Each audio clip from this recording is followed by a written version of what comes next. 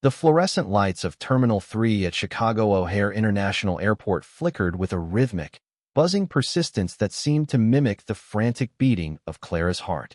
It was a Tuesday evening, the peak hours of transient chaos, where thousands of souls moved like ghosts through security lines, their faces buried in smartphones, their minds already at their destinations. But Clara wasn't thinking about a destination. She was running. Her hands, usually steady from months of stitching wounds and administering delicate intravenous lines as a rookie floor nurse at the prestigious Vanguard Memorial Hospital, were trembling so violently she had to shove them deep into the pockets of her oversized wool coat. Inside her right pocket, her fingers brushed against the cold, sharp edges of an encrypted flash drive, a tiny piece of plastic and metal that held enough explosive data to destroy the careers of the city's most powerful medical elites, or worse, cost Clara her life. She scanned the crowd, her vision blurring slightly from exhaustion and sheer terror. Every man in a dark suit looked like a hunter. Every sudden movement made her want to scream. She knew they were coming for her. The security feed deletions at Vanguard had given her away hours ago. Just 30 yards ahead, standing near the entrance of a crowded gate, was a man who seemed entirely out of place amidst the frantic civilian rush. He stood over 6 feet 2, with a frame that resembled carved granite under a simple navy blue tactical jacket. His hair was cropped close, peppered with silver at the temples, and his eyes, sharp, piercing, and completely detached from the superficial rush around him, scanned the terminal with the calculated precision of a radar system. This was Navy SEAL Commander Marcus Vance. He was returning from a grueling, 8-month deployment in an undisclosed sector, his body exhausted but his mind still locked in a state of hypervigilance.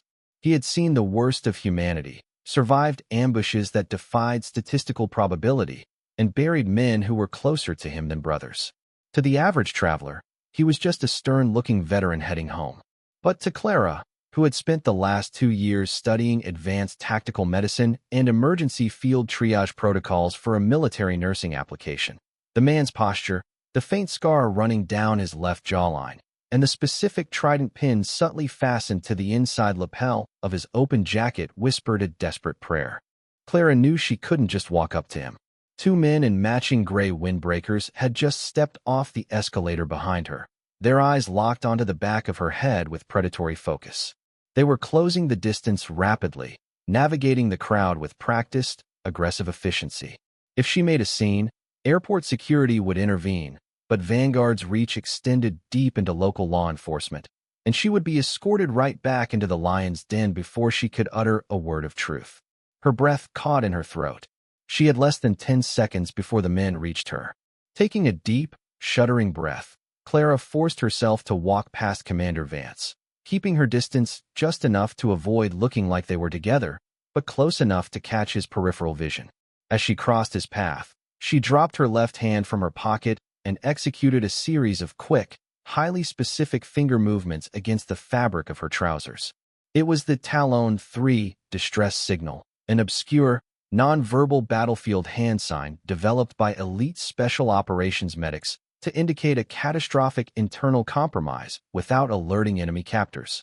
It was a signal taught only to a select few, a silent scream across a crowded room that meant, "I am a medical asset, I am compromised, and the enemy is on my heel."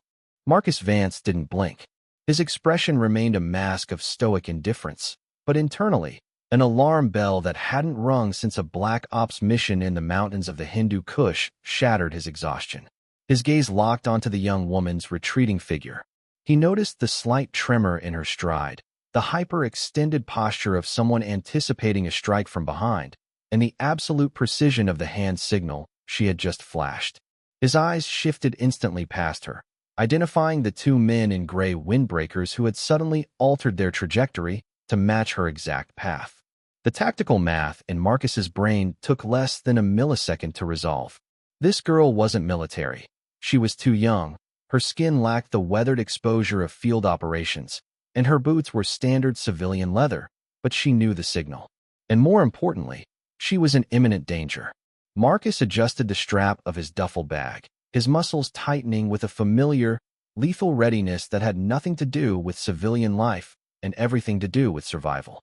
Without breaking stride, Marcus cut through a family of tourists, placing himself directly between Clara and the two pursuers. As Clara reached the bottleneck near the boarding gate, Marcus stepped into her path, his massive frame effectively blocking her from view. Before she could gasp, his large, calloused hand gently but firmly gripped her elbow, steering her into the alcove of a closed duty-free shop.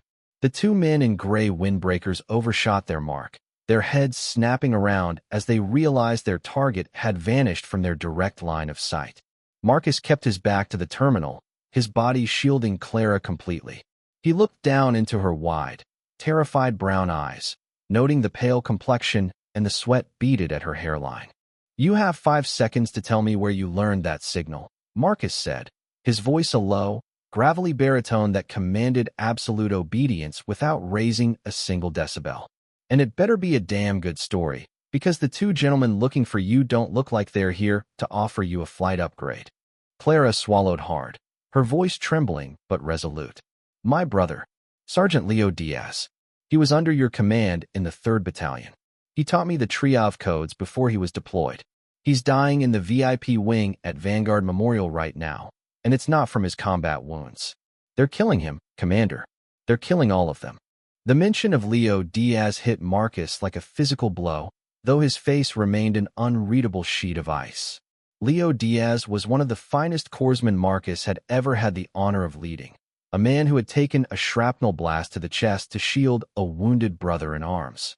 Marcus had been told Leo was in stable condition at Vanguard, a private facility that had generously offered to sponsor veteran recovery programs. To hear that Leo was dying, and that his sister was running for her life, flipped a switch inside the commander that no civilian authority could turn off. He glanced over his shoulder. The two men in gray windbreakers had spotted them and were beginning to walk purposefully toward the alcove, their hands reaching inside their jackets. "Stay close to me," Marcus whispered, his voice turning ice cold. "Do exactly what I say when I say it. We're leaving." Marcus didn't run. Running invited pursuit.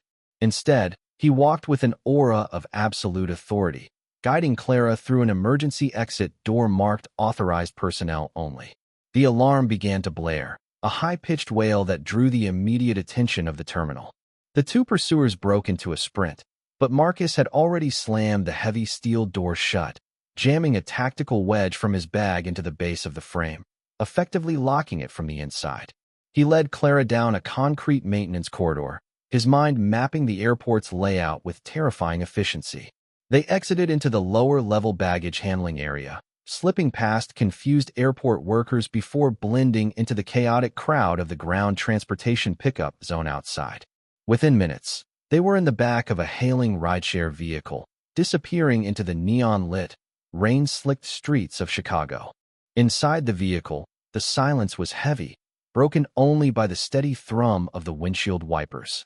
Clara leaned her head against the cool glass, tears finally spilling over her lashes. The adrenaline rush was fading, leaving behind a hollow, paralyzing exhaustion. Marcus watched her out of the corner of his eye, his hands resting flat on his knees. "Start from the beginning," Marcus commanded softly. "What is happening at Vanguard?" Clara wiped her face with the back of her hand, pulling the flash drive from her pocket and holding it tightly. "I started my residency there 6 months ago. It was a dream come true. Vanguard Memorial is top tier, funded by the Sterling Foundation. The CEO, Arthur Sterling, is praised as a visionary philanthropist. But 2 weeks ago, my brother Leo was transferred there under a specialized veteran wellness initiative. They told me they had an experimental neuro-regenerative therapy that could heal his spinal cord injury. I was overjoyed. I thought he was finally getting the care he deserved." She paused, her breath hitching as she remembered the horror of the past few days. "But when I visited him in the restricted VIP wing, he didn't look better. He looked hollow. His cognitive functions were deteriorating at an impossible rate. I'm a rookie, Commander, but I know how to read a chart. When I checked his automated medical record, the dosages didn't make sense.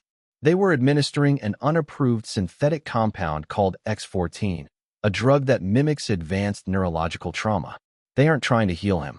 They are using him and 7 other wounded veterans as human test subjects for an offshore pharmaceutical contract. When I confronted the chief of staff, he dismissed it as a clerical error. But last night, I caught a glimpse of an internal memo signed directly by Arthur Sterling. The veterans aren't patients. They are disposable data points for a multi-billion-dollar military-grade biopharmaceutical patent. When I tried to download the files to expose them, the security alarms tripped. I barely escaped the building. Marcus's jaw tightened until the muscles bunched like steel cables. The betrayal was sickening. Men who had bled for their country, who had given pieces of their minds and bodies to protect the citizens of the nation, were being treated like lab rats by a man who sat in a leather chair in a penthouse office. Why the airport, Clara? Because I knew they would watch my apartment, my friends, the local police stations, she said, looking at him with a desperate plea. I was trying to get a flight to Washington, to the Department of Veterans Affairs main office. I thought if I could just get the data to someone outside of Chicago, someone who couldn't be bought by Sterling's billions, my brother might have a chance. But they tracked my credit card the moment I bought the ticket. Arthur Sterling, Marcus murmured, the name tasting like poison in his mouth. He thinks his wealth makes him untouchable. He thinks because he sits at the top of a skyscraper, the laws of gravity don't apply to him. He turned his gaze out the window, watching the city skyline loom closer, dominated by the glowing, monolithic tower of Vanguard Memorial Hospital. We aren't going to Washington, Clara. By the time the bureaucracy there processes this data, your brother and those other men will be gone. We are going back to Vanguard. Clara gasped, her eyes widening in horror. Are you insane? They have private security, corporate muscle, and the entire facility is locked down. If we walk in there, we'll never come out. They have security, Marcus replied, his voice chillingly calm. I have a promise I made to every man who ever wore the uniform under my command. I don't leave anyone behind. And Arthur Sterling is about to learn that some debts are paid in blood, not billions. The vehicle pulled up to a nondescript motel on the outskirts of the city.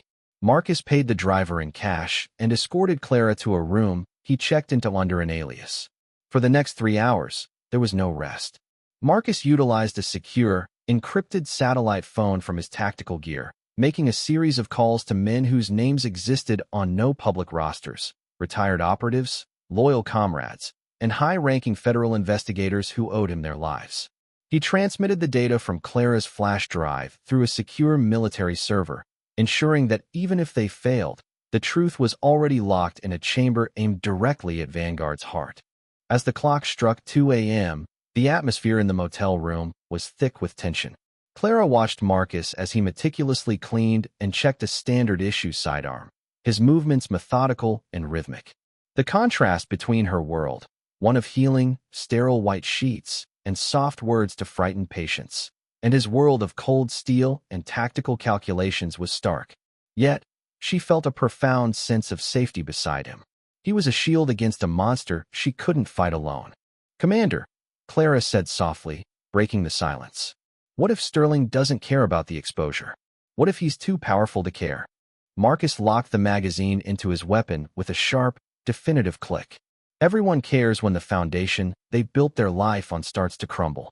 Sterling thinks he's a god because nobody has ever looked him in the eye and reminded him that he's just flesh and bone. Tomorrow morning is the annual Vanguard Benefactors Summit. The entire board, the major investors, and the media will be in the main auditorium. It's the perfect stage. The next morning, the rain had cleared, leaving the city washed in a cold, unforgiving light. The Vanguard Memorial Hospital skyscraper was a hive of activity.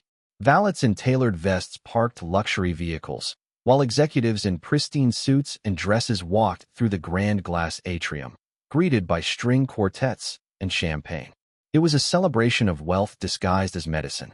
On the top floor, in the ultra-exclusive executive boardroom, Arthur Sterling stood looking out the floor-to-ceiling windows. He was a man in his late 50s, impeccably groomed, wearing a bespoke three-piece suit that cost more than a nurse's annual salary.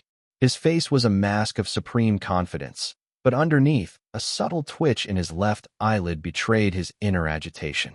The two men in gray windbreakers, now dressed in standard hospital security suits, stood near the door, their heads bowed.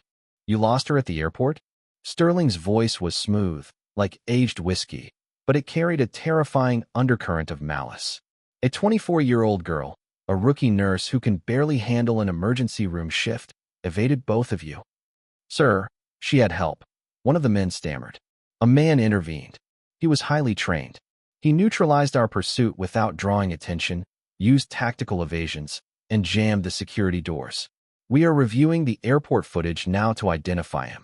Sterling turned around slowly, his eyes narrowing. I don't care who he is. Find her. The board meeting starts in 20 minutes. If that flash drive is leaked to the press before the foreign investment contracts are signed, you won't just lose your jobs. You will become the next participants in our clinical trials. Do I make myself clear? The men turned pale and nodded quickly, exiting the boardroom. Sterling walked over to his massive mahogany desk, pouring himself a glass of scotch. He took a sip, trying to calm the sudden, uneasy feeling in his gut. He was too close to ultimate victory to let a stray nurse ruin everything. The X-14 compound was worth billions on the international black market as a cognitive incapacitation weapon, and using the forgotten, broken soldiers as his test subjects was the perfect, undetectable cover. Who would believe a brain-damaged veteran or an emotional rookie nurse over a billionaire philanthropist? Meanwhile, in the basement parking garage of Vanguard, a delivery van pulled into a secure loading bay. The driver, a large man with a military haircut, handed a forged manifest to the guard, who waved him through without a second thought. From the back of the van stepped Marcus Vance, dressed in a flawless, high-ranking Navy dress uniform, his chest adorned with a formidable array of medals, including the Navy Cross and the Purple Heart.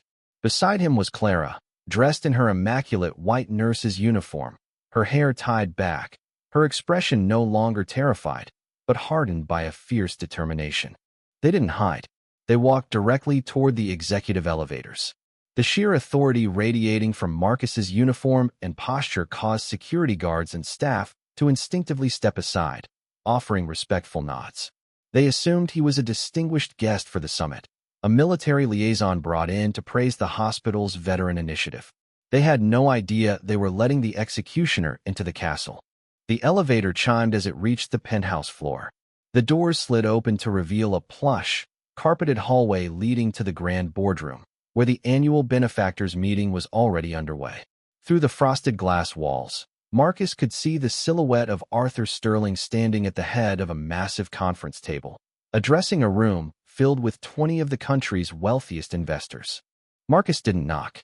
He put his hand on the heavy double doors and pushed them open with a force that sent a resounding echo through the silent, prestigious room. The chatter instantly ceased. 20 heads snapped toward the entrance. Clara stepped in behind Marcus, her eyes locked onto Arthur Sterling. The hospital CEO, caught mid-sentence, turned toward the disruption, a look of haughty indignation already forming on his face. What is the meaning of this? Sterling snapped, stepping away from the podium. This is a private board meeting. Security, remove these people immediately. The two security men from the airport, who had been standing in the corner of the room, immediately drew their weapons, pointing them at Marcus. The board members gasped, several rising from their chairs in a panic. But Marcus didn't move an inch. He stood tall, his hands clasped firmly behind his back, his eyes locked onto Arthur Sterling. The room was deathly quiet, save for the hum of the air conditioning. Arthur Sterling, Marcus said, his voice echoing with a terrifying weight that seemed to drop the temperature in the room by 10 degrees. You don't recognize me, do you? But I recognize you. And more importantly, I know exactly what you did. Sterling scoffed, adjusting his tie, though a bead of sweat suddenly broke out on his forehead. I don't know who you are, Commander, or what mental delusion brought you here, but you are disrupting an international business summit. Lower your weapons and get out before I have you court-martialed. Marcus took a step forward, completely ignoring the two guns pointed at his chest. The security guards hesitated, their hands shaking. There was something about the commander's absolute lack of fear that paralyzed them. 22 years ago, Marcus said, his voice dropping to a dangerous whisper that filled every corner of the boardroom. A young, ambitious medical supply contractor named Arthur Sterling embezzled $3 million worth of combat medical supplies intended for the frontline clinics in the Middle East. He sold them to the highest bidder on the black market, causing the preventable deaths of 14 young Marines who bled out in the sand because their field kits were empty. You used that stolen blood money to start the Sterling Foundation. You built this entire empire on the corpses of the men who protected you. A collective gasp rippled through the board members. Several investors looked at each other in shock. Sterling's face turned from indignant red to a stark, ghostly white. His breath hitched in his throat. The memory, a dark, buried secret he thought had been erased from the face of the earth, flooded back with agonizing clarity. How do you know that? Sterling whispered, his voice cracking, his polished composure completely shattering. He looked at Marcus's face, really looked at it, past the uniform and the medals, into those cold, unforgiving eyes. Suddenly, a memory flashed in Sterling's mind. A burning military checkpoint, a young, fierce lieutenant who had dragged him out of a flipped vehicle while mortar fire rained down around them. The lieutenant who had looked at him with that exact same look of pure disgust when he discovered the empty supply crates in the back of Sterling's truck. Because I was the man who chose to save your miserable life that day instead of letting you burn, Marcus said, taking another step forward. A choice I have regretted every single day since. But today, I'm correcting that mistake. You have no proof, Sterling shouted, his voice cracking with panic as he looked around at his board members, who were now backing away from him. This is slander. Security, shoot him. That's an order. The security guards tightened their fingers on the triggers, but before they could squeeze, the massive double doors of the boardroom burst open again. This time, it wasn't a lone soldier. A dozen heavily armed federal agents, sporting jackets with the insignias of the Department of Defense Criminal Investigative Service and the FBI, flooded into the room, their weapons raised. Federal agents. Drop your weapons. Drop them now, the lead agent roared. The two hospital guards instantly dropped their guns to the floor, raising their hands in surrender. The board members raised their hands as well, crying out in terror and confusion. Clara stepped forward, holding her phone aloft. The encrypted drive has already been decrypted by federal authorities, Mr. Sterling. The data includes the exact patient logs for the VIP wing, the chemical formulation of X14, and the signed wire transfers from your offshore accounts. At this very moment, federal medical teams are entering the VIP wing to rescue my brother and the other veterans. Sterling stumbled backward, his knees hitting his leather chair before he collapsed into it. He froze, his eyes staring blankly at the table, his entire multi-billion-dollar empire, his reputation, his life, turning to ash in a matter of seconds. The sheer weight of his sins had finally crushed him. The man who thought he was a god was now just a broken criminal, waiting for the handcuffs. The lead federal agent walked up to Marcus, offering a crisp, respectful salute. We have the building secured, Commander Vance. The medical teams have confirmed that Sergeant Leo Diaz and the other 7 personnel are stable and are being transferred to a military hospital as we speak. They're going to make it. Marcus returned the salute, his face finally softening by a fraction. He turned to Clara, who was weeping tears of pure relief, her body shaking as the immense weight of the ordeal finally lifted from her shoulders. You did good, Nurse Diaz, Marcus said, his voice gentle, a stark contrast to the man who had just dismantled a billionaire. Your brother would be proud. You stood your ground when everyone else ran. Clara looked up at him, wiping her tears, a profound sense of gratitude filling her heart. I only did what my brother taught me to do, Commander. I didn't leave anyone behind. A few hours later, the storm had passed. The Vanguard Memorial Hospital skyscraper was surrounded by a sea of flashing red and blue lights. But inside the secure military transport vehicle driving away from the scene, the atmosphere was peaceful. Clara sat next to her brother Leo's stretcher, holding his weak but warm hand. Leo opened his eyes, looking at his sister with a faint, tired smile. Then his gaze shifted to Marcus, who sat opposite them. Leo tried to raise his hand to salute, but Marcus gently reached out and stopped him, placing a hand on his shoulder. Rest, Sergeant. Your watch is over. We're going home. Clara looked out the window as the city lights blurred past, thinking about the journey that had brought her to that fateful moment at the airport terminal. She realized that in a world where power and wealth often seem absolute, the truest strength lies not in the structures we build to elevate ourselves, but in the silent, unbreakable bonds of duty, honor, and the courage to protect those who cannot protect themselves. True courage is not the absence of fear, but the realization that there is something far more important than fear, And sometimes, a single silent signal is all it takes to remind the world that justice never truly sleeps.